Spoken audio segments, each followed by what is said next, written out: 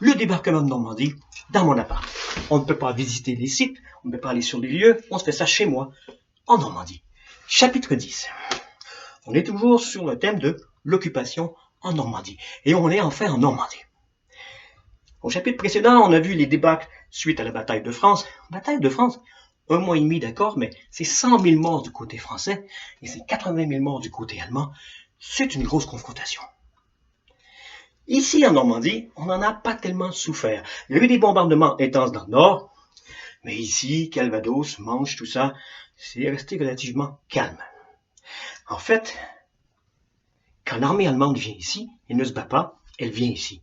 En gros, en Normandie, l'armée allemande n'amène pas la guerre, elle amène l'occupation.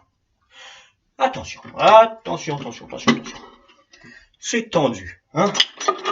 À Caen, la Gestapo a ses bureaux et s'est occupé. Le gouvernement français, on l'a vu, eh ben, il a dû quitter Paris, qui est occupé, et aller s'installer dans le sud, à Vichy, dans la supposée zone libre. Et il a décrété la STO, le service de travail obligatoire, envoyant des centaines de milliers de Français dans les camps de travail en Allemagne. Et bien sur les fermes ici en Normandie, ça se sent. Pendant ce temps-là, ici, tous les châteaux, les manoirs, tout ça, sont réquisitionnés par l'armée allemande pour faire des quartiers généraux des officiers, les QG. Les 60 000 hommes, eux, ils sont pas dans les châteaux, ils sont basés dans vos maisons, au milieu de votre famille, dans votre ferme. Voilà. Donc, on doit les héberger. Et voici 60 000 hommes chez vous. Un exemple, une ferme là, dans le sud de Caen. Comme tout le monde, pendant 4 ans, ils sont obligés d'envoyer la majorité de leur récolte en Allemagne. Parce que là-bas, on n'a plus beaucoup de temps pour ça. Alors que Hitler a besoin d'avoir la population de son côté. Ils ne doivent manquer de rien.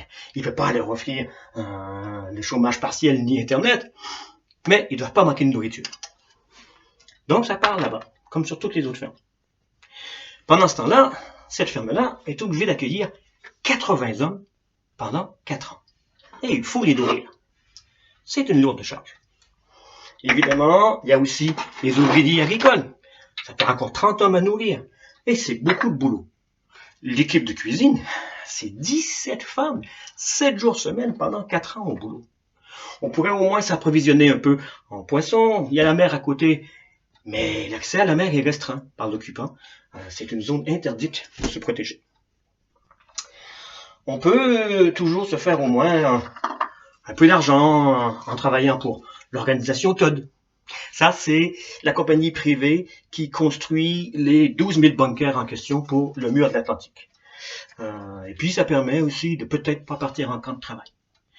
On manque quand même un peu d'ouvriers. Todd va par moment organiser des corvées. Il y a un couvre-feu. On ne peut pas sortir de chez soi. De 9 h le soir jusqu'à 6 h du matin. Ça, c'est réglé.